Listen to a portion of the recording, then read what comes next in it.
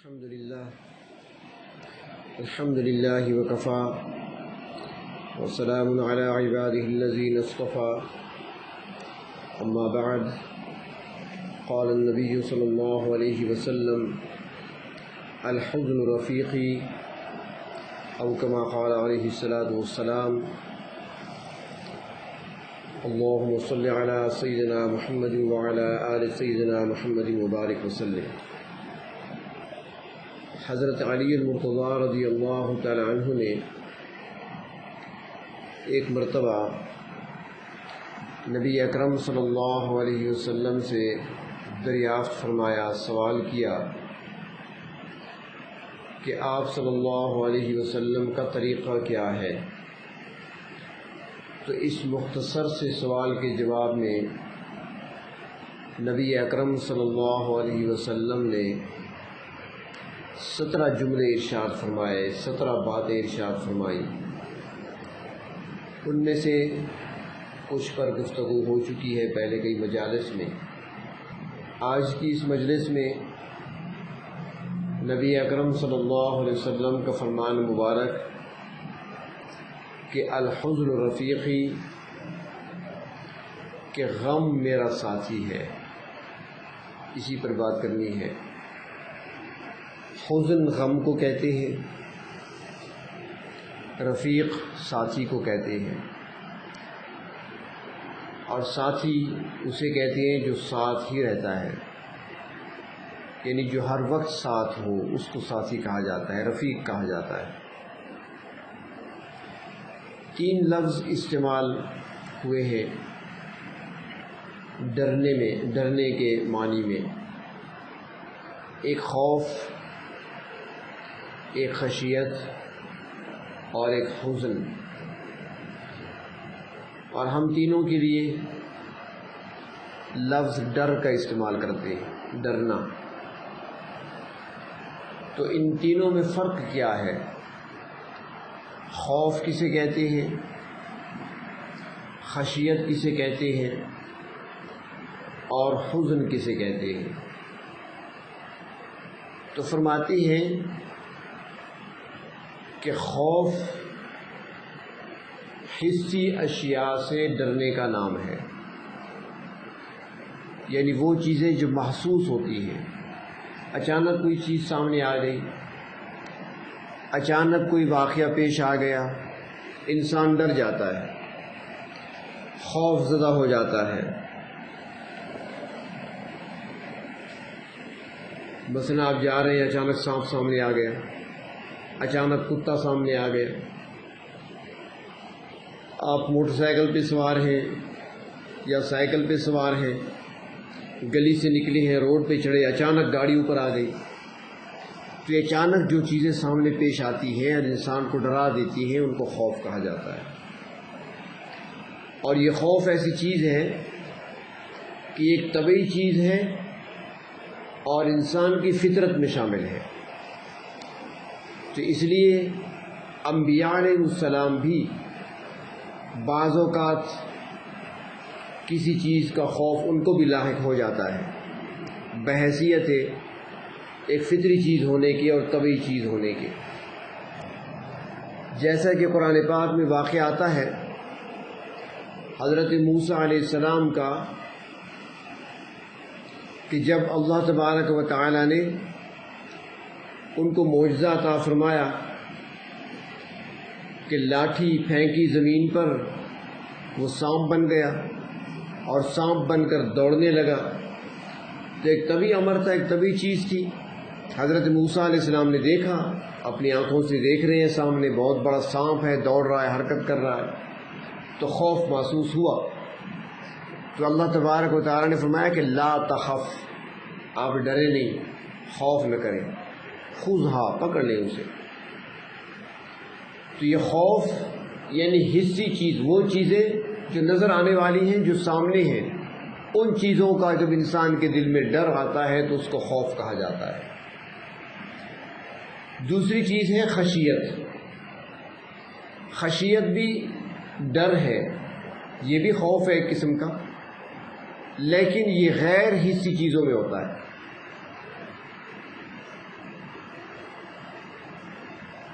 جیسا کہ حکم دیا گیا کہ اپنی نمازوں کے اندر خشوع پیدا کرو، تمہاری نمازوں کے اندر خشوع ہونا چاہیے، عبادات میں ہو تو خشیت الہی ہونی چاہیے، اور یہ خشیت کیا ہے کہ دل کے اندر یہ ڈر ہو کہیں میرا پروردگار مجھ سے ناراض نہ ہو جائے، میں یہ عمل کر رہا ہوں اللہ کی بارگاہ میں کہیں یہ عمل میرا رد نہ ہو جائے، یہ خشیت ہے، اس کا تعلق غیر حسی چیزوں کے ساتھ ہے۔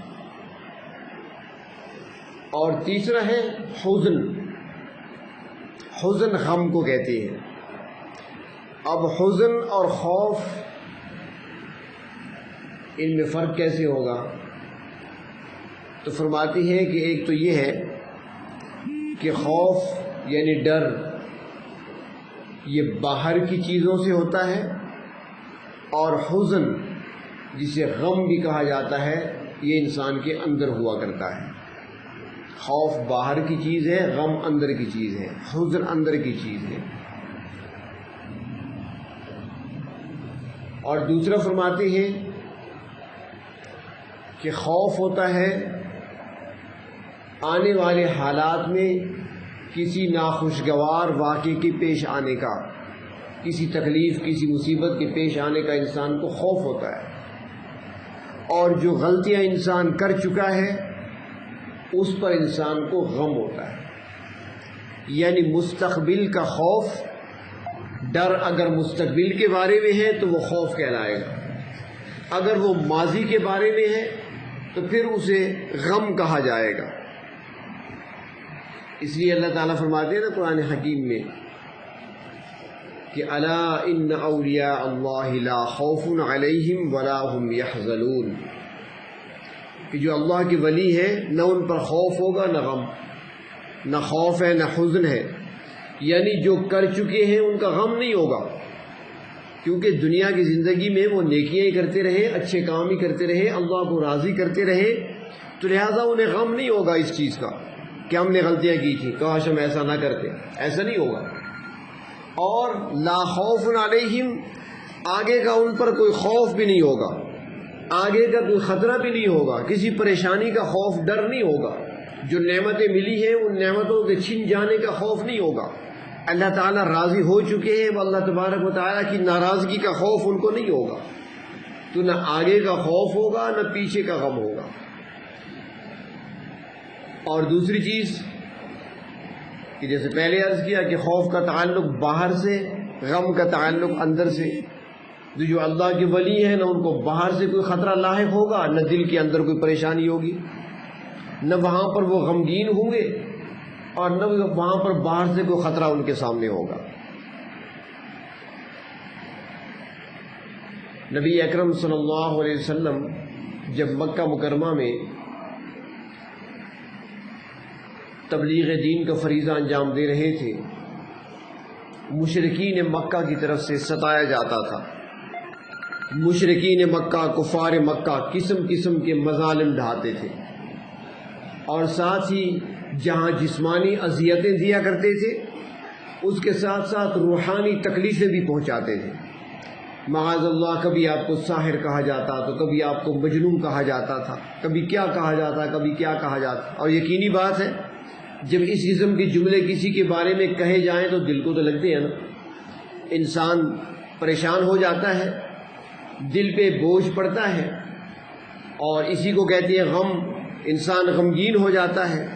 تو اللہ تبارک و تعالی نے فرمایا فلا يحزنك قولهم، میرے محبوب ان کی باتیں آپ کو غمگین نہ کریں، آپ ان کی باتوں پر غمگین نہ ہوا کریں، آپ ان کی باتوں پر غمزدہ نہ ہوا کریں۔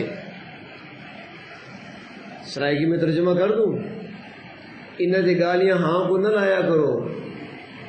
کتنا پیار سے کہہ رہے ہیں پروردگار عالم اپنے محبوب کو، ہے نا پیارا جملہ۔ کسی سے محبت ہو نا تو اس سے کہتے ہیں یار چھوڑو ان کو، ان سے گالیاں ہاں کو نہ لایا کر، محبت کا جملہ ہے۔ اللہ فرماتے ہیں فلا يحزنك قولهم، محبوب ان کو جو کہتے ہیں کہنے دیں، اب ان کی باتوں پر غمگین نہ ہوا کریں، اب ان کی باتوں پر جو یہ کہتے ہیں آپ غم نہ کیا کریں۔ تو حزن جو ہے اس کا تعلق غم، اور غم کا تعلق دل سے ہوتا ہے، انسان کے اندر ہوا کرتا ہے غم، حزن، اور اللہ کے محبوب صلی اللہ علیہ وسلم ارشاد فرماتے ہیں کہ الحزن رفیقی، کہ جو غم ہے یہ میرا ساتھی ہے۔ اور وہ غم کیا تھا؟ آخرت کا غم، امت کا غم۔ اور جس کو یہ غم لگ گیا نا، تو فرمایا کہ جس کو دنیا میں یہ غم لگ گیا، آخرت میں اس کے لیے کوئی پریشانی نہیں ہوگی، وہاں پر اس کے لیے کوئی غم نہیں ہوگا، پھر وہ خوشیوں میں رہے گا۔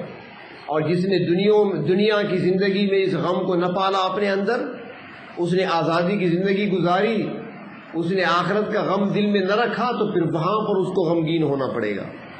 تو دنیا کے غموم اور دنیا کے غم آسان ہیں، وہاں کا غمگین ہونا بڑا مشکل ہے۔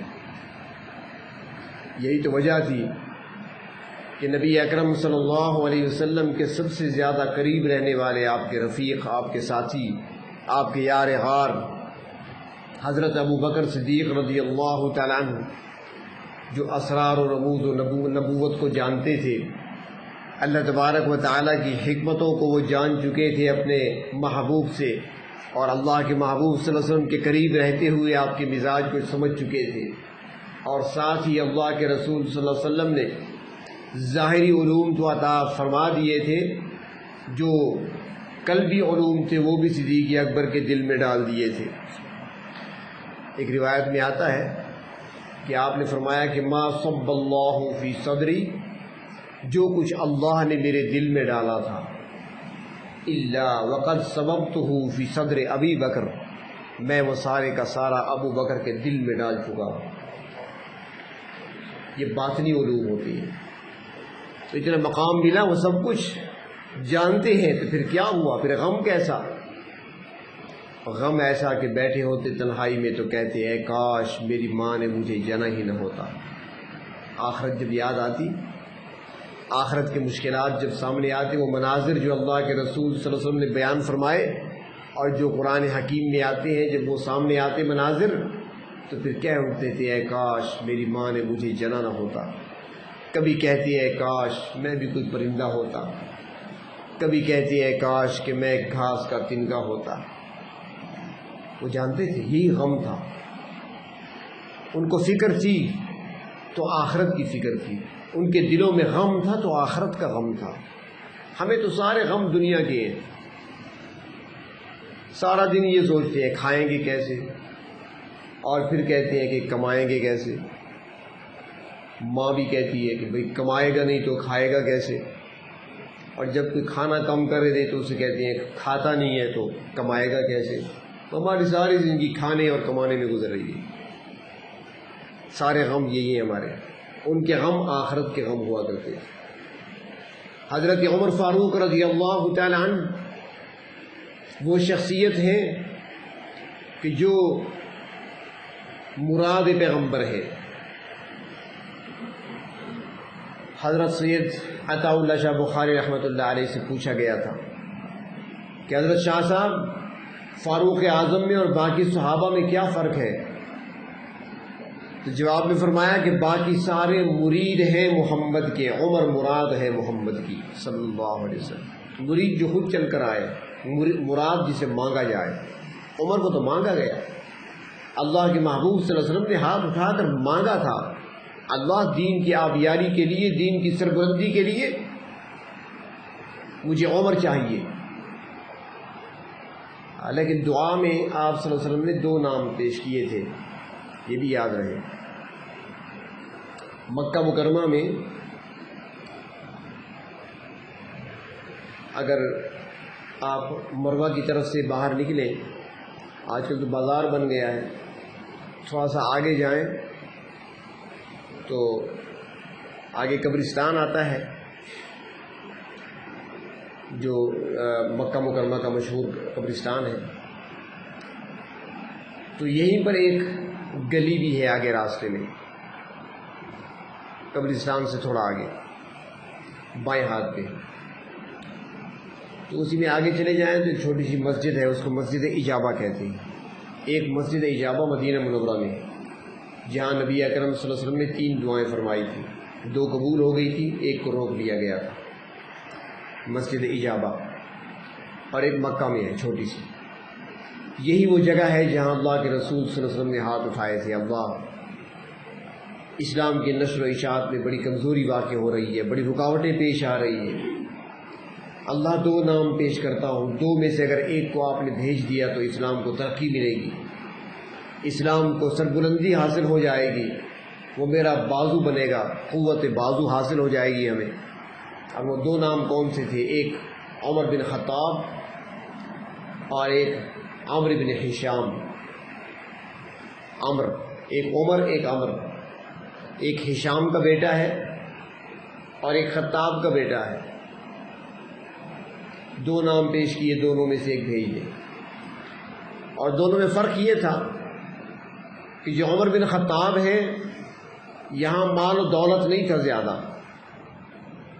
مال و دولت زیادہ نہیں تھی، لیکن غیرت کی دولت تھی، غیرت بہت زیادہ تھی. اور دوسری طرف عمرو بن ہشام، اس کے پاس جسمانی طاقت اور قوت بھی تھی، بڑا زوراور تھا، اچھا خاصا پہلوان تھا، مضبوط جسم، لمبا قد، اور مال و دولت بھی تھا اور سرداری بھی تھی.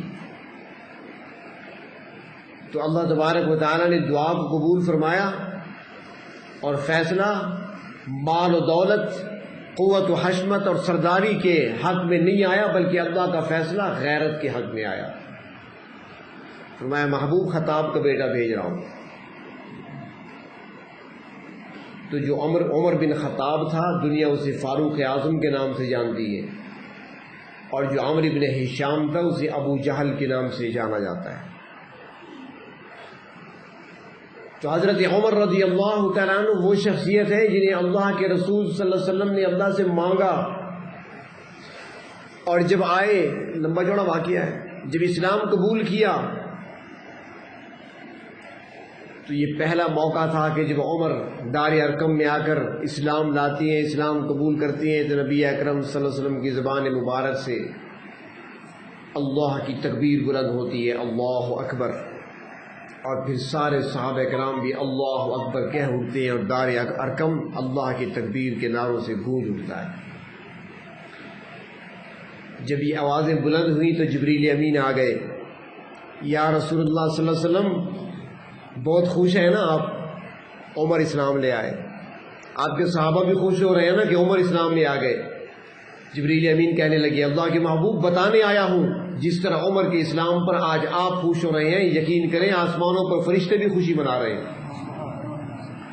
وہ شخصیت عمر، اللہ نے مقام وہ دیا کہ کئی مقامات ایسے آئے قرآن پاک کے اندر، شاید کہ 17 مقامات ہیں یا کم و بیش، کہ فاروق اعظم زمین پر رائے دیتے ہیں، اللہ تعالیٰ اس رائے کو قانون بنا کر قرآن میں بطور حکم کے نازل فرما دیتے ہیں. مثال کے طور پر پردے کا حکم آیا، رائے کس نے دی؟ فاروق اعظم نے دی. حضرت عمر کی رائے تھی، اللہ نے قانون بنا کر بھیج دیا، پردے کا حکم آ گیا عورتوں کے لیے. منافقین کے سردار کی نماز جنازہ تھی، حضرت عمر نے عرض کیا تھا یا رسول اللہ صلی اللہ علیہ وسلم اس ظالم کی نماز جنازہ تو نہ پڑھائیں. اس نے ہماری امی پر الزام لگایا تھا، ام المؤمنین حضرت عائشہ صدیقہ رضی اللہ تعالیٰ عنہا پر اس نے الزام لگایا تھا میری امی کی روح تڑپ رہی ہوگی. سارے صحابہ کو جو روحانی اولاد ہیں امی عائشہ کے، سارے پریشان تھے، رو رہے تھے. اللہ کے محبوب آپ کی بھی جو حرم تھی نا، تو آپ نماز نہ پڑھائیں اس کی جنازے کی. اللہ کے رسول نے فرمایا کہ عمر رائے تیری ٹھیک ہے اپنی جگہ، لیکن میں کسی اور کے حکم کا پابند ہوں، ابھی تک مجھے روکا نہیں گیا، اور جب تک روکا نہ جائے میں رک نہیں سکتا، کیونکہ میں رحمت بن کر آیا ہوں. اگر میری نماز جنازہ پڑھانے سے اس کی بخشش ہو سکتی ہے تو میں جنازہ پڑھانے کے لیے تیار ہوں. چنانچہ آپ نے نماز جنازہ پڑھائی. یہ بھی سن لیں، نماز پڑھی گئی، جنازہ ہو گیا. جب ہو گیا تو اللہ کا حکم آ گیا لا تصلی علی احد منہم مات ابدا. محبوب ان منافقین میں سے آئندہ کوئی مر جائے تو کبھی کسی کی نماز جنازہ آپ نے نہیں پڑھانی. حکم آ گیا. اب یہاں پر ایک سوال پیدا ہوتا ہے کہ بھئی فاروق اعظم کی رائے تھی، اللہ تعالیٰ نے قانون بنا دیا کہ نماز جنازہ منافقین کا نہیں پڑھا جائے گا، اللہ کے رسول نہیں پڑھائیں گے، تو یہ آیت پہلے کیوں نہ آ گئی؟ اس منافقین کے سردار کا جنازہ تو آپ نے پڑھا دیا، پڑھانے کے بعد آیت آئی، پہلے آ جاتی نا، تاکہ نماز تو اس کی نہ پڑھاتے، وہ تو پڑھا دیا آپ نے، حکم بعد میں کیوں آیا؟ تو فرماتے ہیں کہ یہاں پر بھی ایک نقطہ ہے، اللہ تعالیٰ نے یہاں پر بھی اپنے نبی کا ادب سکھایا ہے، اپنے نبی کا اللہ نے ادب سکھایا ہے، اور اپنے نبی کا مقام اللہ نے دکھایا ہے، کیونکہ اللہ کے نبی نماز جنازہ پڑھانا چاہتے تھے، اس لیے کہ رحمت تھے، آپ چاہتے تھے کہ میں پڑھا دوں، ہو سکتا ہے میری نماز پڑھانے سے اس کی بخشش ہو جائے، تو آپ پڑھانا چاہتے تھے، اور حضرت عمر چاہتے تھے کہ آپ نہ پڑھائیں۔ اب اگر جنازہ پڑھانے سے پہلے حکم آ جاتا تو بات کس کی اونچی ہوتی؟ عمر کی اونچی ہو جاتی نا، تو اللہ نہیں چاہتے تھے میرے محبوب کی بات نیچے ہو، عمر کی بات اونچی آئے، رائے عمر کی اچھی ہے، غیرت عمر کی جو ہے اس پر فیصلہ ہوگا، لیکن بات میرے نبی کی اونچی رہے گی، آپ کی بات پوری ہوگی، آپ نے جنازہ پڑھا دیا، آئندہ کے لیے حکم آ گیا کہ نہیں پڑھانا۔ تو کئی مقامات ایسے آئے کہ فاروق اعظم زمین پر رائے دیتے ہیں، اللہ تبارک و تعالیٰ قرآنی حکم بنا کر نازل فرما دیتے ہیں۔ دوران طواف حضرت عمر فاروق رضی اللہ تعالیٰ عنہ نے عرض کیا، یا رسول اللہ صلی اللہ علیہ وسلم، میرے سامنے وہ منظر میری آنکھوں کے سامنے گھوم رہا ہے، میں تصور میں دیکھ رہا ہوں، یہی بیت اللہ تھا، اس کی تعمیر ہو رہی تھی، میرے اور آپ کے جد امجد حضرت ابراہیم علیہ السلام مستری بنے ہوئے تھے، جوان فرزند ان کے اسماعیل علیہ السلام مزدور بنے ہوئے تھے، وہ گارا مٹی اٹھا کر لاتے، پتھر اٹھا کر لاتے، حضرت ابراہیم دیواروں پر پتھر لگا رہے تھے، گارا لگا رہے تھے، مستری مزدور لگے ہوئے تھے، ایک خلیل اللہ تھا، ایک ذبیح اللہ۔ جب بیت اللہ کی تعمیر مکمل ہو گئی تو یہاں پر حضرت ابراہیم علیہ السلام نے 2 رکعت نماز شکرانے کی ادا کیے تھے، 2 رکعت نماز پڑھی تھی شکرانے کی۔ اللہ کے محبوب، میرا جی چاہتا ہے کہ میرے بھی جد امجد ہیں، آپ کی بھی جد امجد ہیں، ہمارے محسن بھی ہیں، ہمارے دادا بھی ہیں، بیت اللہ کی تعمیر بھی انہوں نے کی ہے، میرا جی چاہتا ہے کہ میں بھی حضرت ابراہیم علیہ السلام کی سنت پہ عمل کرتے ہوئے یہاں پر 2 رکعت پڑھوں۔ اللہ کے رسول نے مسکرا کر دیکھا، فرمایا، عمر تیری رائے کتنی اچھی ہوتی ہے، میرا بھی جی چاہتا ہے، میرا بھی دل کرنے لگا، ابراہیم اسماعیل میرے بھی دادا ہیں، میرا بھی جی چاہتا ہے کہ یہاں پر 2 رکعت پڑھوں، لیکن کیا کروں، فیصلہ نہیں کر سکتا، حکم اوپر سے آتا ہے۔ ابھی یہ باتیں ہو رہی تھی، جبریل امین آ گئے، وَاتَّخِذُوا مِن مَّقَامِ إِبْرَاهِيمَ مُصَلًّى، میرے محبوب آج کے بعد جو بھی طواف کرنے آئے گا، آپ آئیں یا آپ کا کوئی صحابی آئے، کوئی ولی اللہ آئے، کوئی عالم آئے، کوئی متقی آئے، کوئی پرہیزگار آئے، کوئی حاجی نمازی آئے، جو بھی آئے گا طواف کرنے کے بعد جب تک 2 رکعت نہیں پڑے گا طواف قبول نہیں کیا جائے گا۔ آج بھی حاجی چاہے وہ داڑھی رکھ کر جائے، چاہے داڑھی پہ اسرا پھیر کر جائے، اسے فاروق اعظم کی عظمتوں کو سلام کرتے ہوئے 2 رکعت ادا کرنی پڑتی ہے۔ کرتے ہیں نہیں کرتے؟ تو رائے دی کئی موقعوں پر زمین پر، اور کئی مواقع ایسے آئے، اللہ نے اسے قانون بنا کر قرآن میں بطور حکم کے نازل فرما دیا۔ اتنی بڑی شخصیت فاروق اعظم کی، زمین پر اللہ نے وہ مقام دیا کہ 4 چیزوں کا مرکب ہے انسان، عناصر 4 4 چیزیں، پھر پھیلاؤ تو مزید بڑھتی ہیں، اور اگر اختصار کرو تو 4 چیزیں، ہوا، آگ، پانی اور مٹی، 4 چیزوں کا مرکب ہے انسان، اور چاروں پر فاروق اعظم کا حکم چلا ہے زمین پر۔ آگ نکلی تھی پہاڑ میں سے مدینہ منورہ میں، ایک شخص کو بھیجا، لے جاؤ میری چادر، آگ سے کہو واپس چلی جائے، وہ چادر ہلاتے رہے، آگ پیچھے چلی، یہاں تک کہ پہاڑ کے جس غار سے نکلی تھی وہاں واپس چلی گئی۔ آگ پر حکم چلا، زلزلہ آیا زمین پر، جو کوڑا ہاتھ میں لیے کھڑے تھے زمین پہ مارا، کیوں ہلتی ہو، کیوں حرکت کرتی ہو زمین، کیا میں نے تم پر انصاف نہیں کیا؟ زلزلہ رک گیا، مٹی پر ہو گئی۔ دشمن لڑ رہا ہے، دشمن سے مقابلہ ہو رہا ہے، اسلامی فوجیں سرحد پہ لڑ رہی ہیں اور سینکڑوں میل دور ہیں، پیچھے پہاڑی ہے، آگے دشمن سے مقابلہ ہے، ساریہ نامی لشکر کی کمان کر رہے ہیں، کمانڈر ہیں، پیچھے پہاڑی محفوظ سمجھ رہے ہیں کہ پیچھے پہاڑی ہے، دشمن حملہ آور نہیں ہو سکتا، ساری توجہ لشکر کی آگے ہے دشمن کے ساتھ مقابلے میں. لیکن دشمن نے موقع تاڑا اور پیچھے سے ایک دستہ بھیج دیا، گھڑ سواروں کا دستہ، کہ پیچھے سے حملہ کرو اچانک پہاڑی کی طرف سے. فاروق اعظم مسجد نبوی میں ممبر پہ کھڑے خطبہ دے رہے ہیں. دوران خطبہ دیتے ہوئے وہیں سے آواز لگائی، اے ساریہ پہاڑی کی طرف توجہ کر، اپنی توجہ کر پہاڑی کی طرف دیکھو، سینکڑوں میل دور ہے. فاروق اعظم مدینے میں ممبر پر یہ بات کرتے ہیں، اللہ تعالیٰ ہوا کے ذریعے ساریہ کے کانوں تک آواز پہنچا دیتے ہیں. ساریہ نے پہاڑی کی طرف توجہ کی، جو دشمن پیچھے سے حملہ آور ہو رہا تھا، روک لیا وہیں پر جہاں پہ تھا. تو ہوا پہ حکم. مصر کا دریائے نیل جب پانی ہر سال روک لیتا تھا، جب تک دوشیزہ اس میں نہ ڈالی جاتی، فاروق اعظم نے خط ڈالا تھا، آج تک بہ رہا ہے، کبھی پانی رکا نہیں ہے اس میں. اتنی بڑی شخصیت، لیکن بات یاد ہے یہ بھول جاتے ہو. حزن، غم، یہ عنوان ہے. بتاؤ مقام کتنا لیکن غم کتنا. غم اتنا کہ مدینہ منورہ میں ایک صحابی ہیں جن کو اللہ کے نبی کا رازدار کہا جاتا ہے، جن کو اللہ تبارک و تعالیٰ کے پیغمبر صلی اللہ علیہ وسلم نے منافقین کے نام بتا دیے تھے. اللہ رب العزت نے جو بذریعہ وحی کے بتائے تھے نا کہ فلاں فلاں منافق ہیں، عقیدے کے لحاظ سے منافق، اعتقادی منافق، تو اللہ کے نبی نے حضرت حذیفہ کو بتا دیے تھے کہ یہ منافق ہے.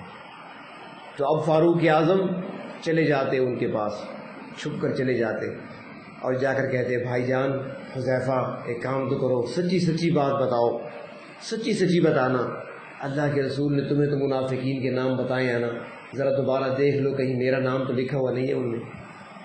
کتنا ڈر ہے، نفاق کا خطرہ ہے، کتنا خوف ہے، کتنا غم پایا جاتا ہے. مقام کیا ہے، مرتبہ کیا ہے، جن کی رائے پر قرآنی حکم نازل ہو رہے ہیں، قرآن کی آیات نازل ہو رہی ہیں، لیکن آخرت کی فکر اتنی ہے، آخرت کا غم اتنا ہے دل کے اندر. آج تو غم رہا ہی نہیں ہے. حضرت رابعہ بصریہ رحمۃ اللہ علیہ ایک مجذوبہ قسم کی خاتون تھی، اولیاء کی فہرست میں ان کا نام آتا ہے، تابعین کے دور میں ہے، آج کے دور کی نہیں. حضرت حسن بصری رحمۃ اللہ علیہ کے دور کی ہیں. حضرت حسن بصری تابعین میں سے ہے.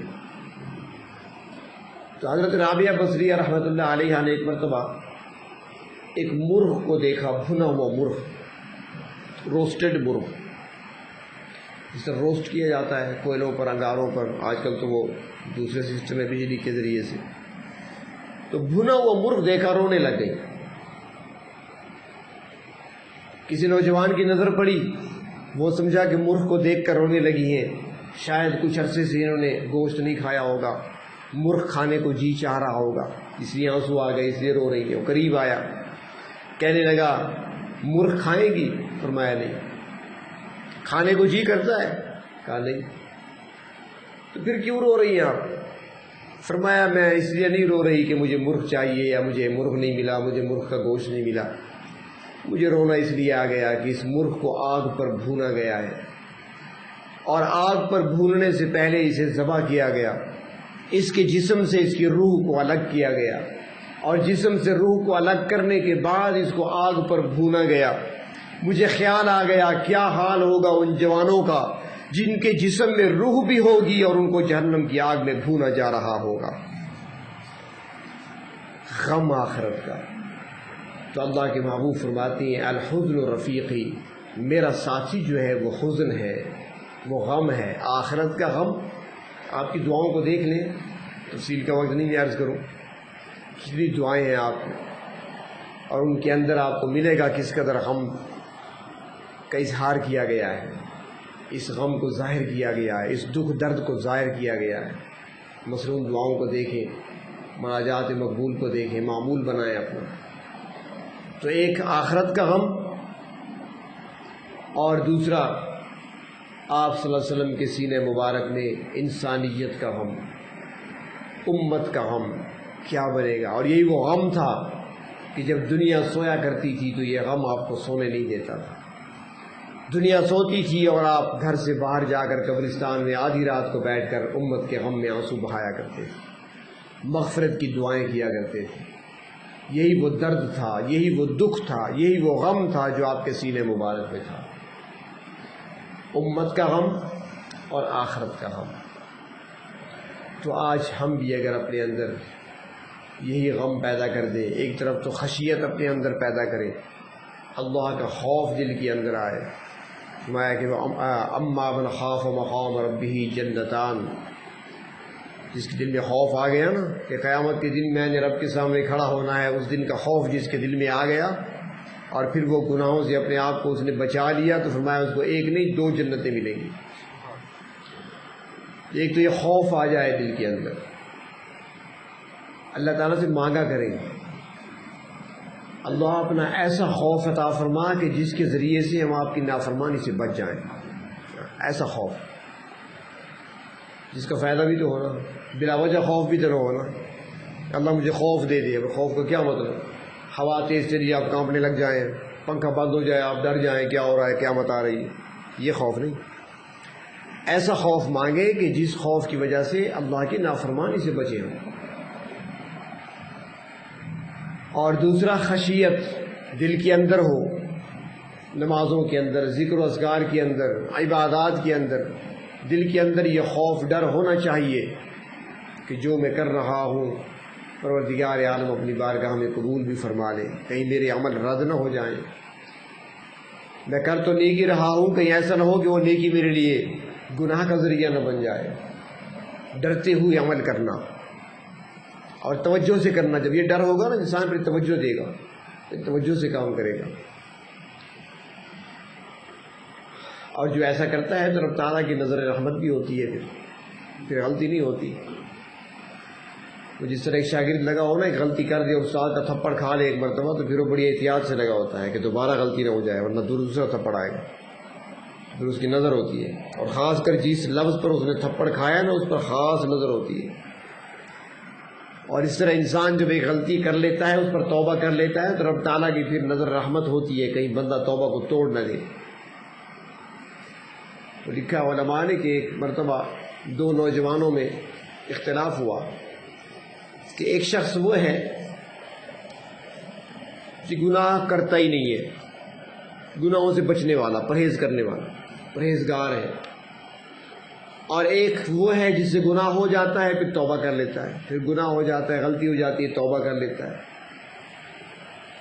تو اللہ تعالیٰ کی نظر رحمت کس پر زیادہ ہوتی ہے تو سب پر، اللہ کی رحمت تو سب پر ہے، لیکن زیادہ کس پر ہے؟ تو ایک کہہ رہا تھا کہ جو ہمیشہ گناہوں سے بچتا ہے، گناہ نہیں کرتا، وہ اللہ کی رحمت کے زیادہ قریب ہے۔ دوسرا کہنے لگا نہیں، جو توبہ کر لیتا ہے اللہ تعالیٰ کے زیادہ قریب وہ ہو جاتا ہے۔ اب یہ بحث کر رہے تھے کہ ایک بزرگ آدمی گزر رہے تھے وہاں پر، انہوں نے کہا بابا جی آ رہے ہیں، ان سے پوچھ لیتے ہیں، بڑی عمر کے ہیں، بڑا تجربہ ہوگا ان کا۔ تو ان سے جا کر پوچھ لیا، بابا جی ہمارا اختلاف چل رہا ہے، آپ فیصلہ کریں۔ انہوں نے کہا کیا اختلاف ہے؟ انہوں نے کہا بھائی میں کہتا ہوں کہ جو بندہ ساری زندگی نیکیوں میں گزارتا ہے، گناہوں سے بچتا ہے، اس پر رحمت زیادہ متوجہ ہوتی ہے اس کی طرف، اور یہ کہتا ہے کہ جو توبہ کر لیتا ہے گناہوں پر، اس کی طرف زیادہ متوجہ ہوتی ہے رحمتیں۔ بابا جی نے کہا بات یہ ہے کہ تم مجھے پڑھے لکھے لگتے ہو اور میں تو بالکل ان پڑھ ہوں، میں تو نہ کبھی مدرسے گیا، نہ کبھی اسکول گیا ہوں، نہ کسی استاد کے سامنے بیٹھا ہوں، نہ کوئی کتاب دیکھی ہے آج تک، میرے پاس علم تو ہے نہیں۔ ہاں بس ایک چیز بتا دیتا ہوں کہ میں جو لاہا ہوں، یہ پرانے زمانے میں جو کھڈی تیار ہوتی تھی، کپڑا تیار ہوتا تھا نا، تو اس کو چرخے پر پہلے دھاگا لپیٹا جاتا تھا۔ آج کل تو فیکٹری ہیں، کارخانے، آسانیاں پیدا ہو گئی، تو بڑا چرخا ہوتا تھا، اس پر دھاگا لپیٹا جاتا تھا۔ دوسرے کہا میرے پاس چرخا ہے جس پر دھاگا لپیٹتا ہوں میں۔